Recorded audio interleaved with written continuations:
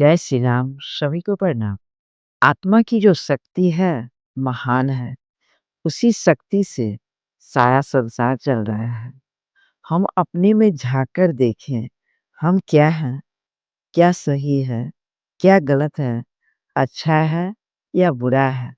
जब हम किसी व्यक्ति या वस्तु पर भरोसा करते हैं, आधार मानते हैं, तो भय लगने लगता है कि कहीं कुछ हो ना जाए।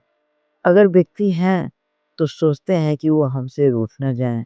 अगर वस्तु है, तो भय बना रहता है कि कहीं खो ना जाए, कोई ले ना जाए। इसलिए भय का नाश ही आधार समझना चाहिए। जब हमारा आधार नहीं है, तो हमें कोई भय, डर नहीं है। आपका शरीर भी जब आपका आधार नहीं है, तो कोई व्यक्ति या वस्तु आधार कैसे हो सकता है? आप देखते हैं कि शरीर में रोग हो जाते हैं। क्या हम चाहते हैं कि रोग हो? क्या हम चाहते हैं कि हमारे बाल सफ़ेद हों? नहीं चाहते हैं ना?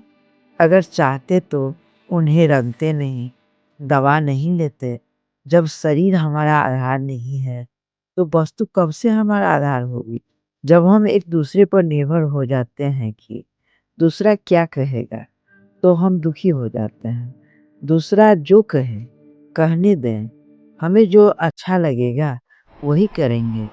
जब अपना ही शरीर हमें धोखा दे सकता है, तो व्यक्ति, वस्तु क्या है? क्योंकि व्यक्ति बिछुड़ सकता है, मर सकता है, वस्तु को कोई चुरा ले सकता है, वस्तु खो सकती है, खराब हो सकती है। इसलिए व्यक्ति या वस्तु पर निर्भर न रहते हुए हम अपने आप पर निर्भर रहें, आत्मनिर्भर बने। जो निराधार है, वह निर्भय होता है। जैसे आप जब सफ़र करते हैं, रास्ते में कितने यात्री मिलते हैं, आप उन पर किसी तरह से आधारित नहीं होते, तो आपको उनसे बिछड़ने का भय नहीं है। आप निर्भय होते हैं। आप अपने आप में जिएँ, फिर जीवन का रहस्य समझ लेंगे कि आपका जीवन क्या है। जैसे हमें किसी शीत प्रदेश में पहुँचते हैं, तो शीतलता महसूस करते हैं। वैसे ही जब हम अपने आप को शीतल रखेंगे, शांत रखेंगे, आसपास में सभी को वही शीतलता अपने आप पहुँचने लगेगी। हम निरंजन हैं, लेकिन हम स्वयं को पतित समझते हैं। जब हम परमात्मा, गुरु के पास जाकर उपासना करते हैं, तो हमें पता लगता है कि हम निरंजन ही नहीं, अलख निरंजन हैं। किसी ने हमारा अपमान किया, हम उस विषय को सोच कर परेशान होते रहते हैं। उसने हमारा स्वागत नहीं किया, उसने हमारा अपमान किया, लेकिन हम अपने आप को सम्मान दें। तो लोग सम्मान करें या न करें, उनकी मर्जी।